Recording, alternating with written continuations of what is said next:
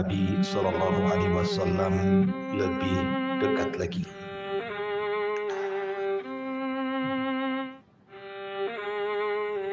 Tentu dalam keluarga ada paman-paman, bibi-bibi, istri, anak, cucu. Itulah keluarga. Maka di malam hari ini kita akan mengenal seputar keluarga Nabi Sallallahu Alaihi Wasallam. Siapa paman-pamannya, siapa bibi-bibinya, kemudian siapa saja istri-istrinya, kemudian juga anak-anaknya dan cucu-cucunya. Tentu pembahasan ini akan banyak nama yang kita akan sebut, dan tentunya juga nanti akan kita dapati nama-nama yang mungkin belum pernah kita dengar atau nama-nama yang sering kita dengar. Ma'asyiral muslimin yang dimuliakan Allah Subhanahu wa taala. Adapun nasab Nabi sallallahu alaihi wasallam sudah ma'ruf. Ayah beliau Abdullah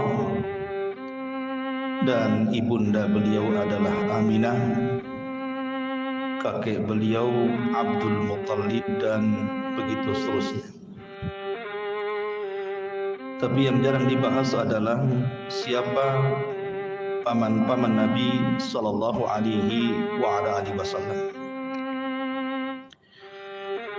Ada yang mengatakan bahwa paman Nabi sallallahu alaihi wasallam itu berjumlah 10. Dan ada juga yang mengatakan jumlahnya 11. Di antara paman-paman Nabi sallallahu alaihi wasallam yang hidup sampai diangkatnya beliau menjadi nabi dan rasul adalah 4 orang.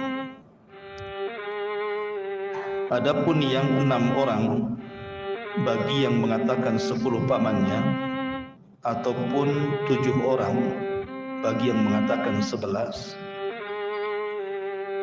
itu meninggal semuanya ketika Nabi SAW belum diangkat menjadi nabi dan rasul. Siapa mereka?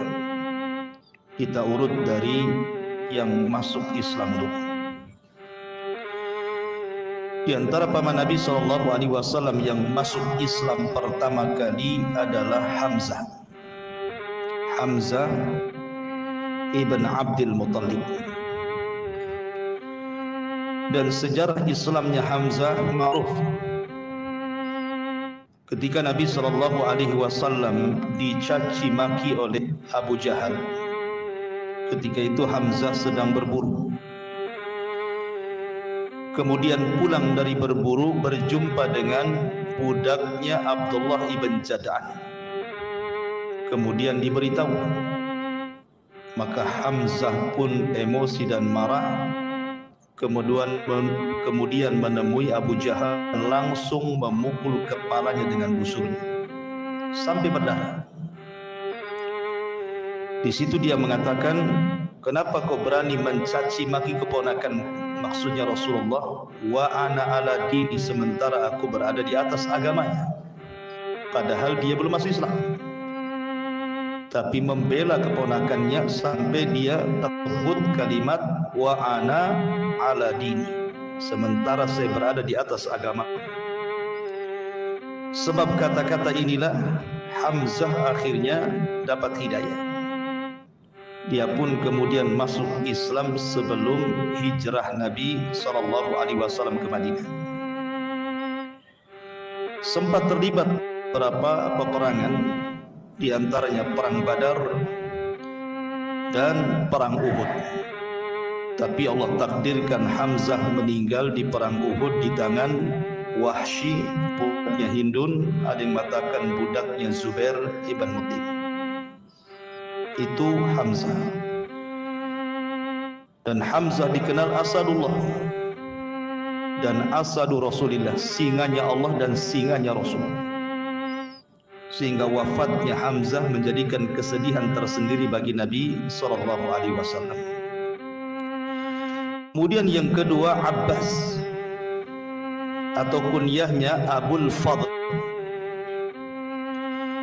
Abbas ini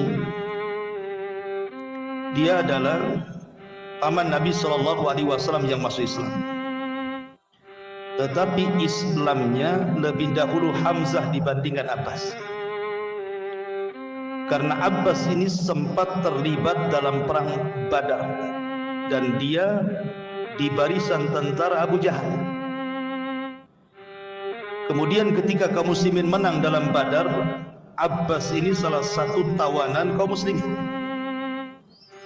Bahkan dia yang menangkapnya adalah bukan pasukan kaum muslimin tapi malaikat yang ikut terlibat dalam perang Badar.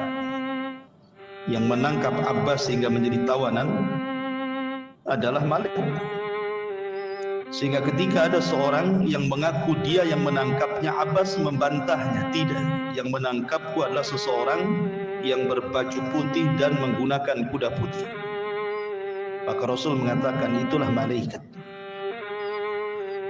Nah, setelah perang Badar inilah baru kemudian Abbas ibn Abdul Muttalib dapat hidayah dan masuk Islam.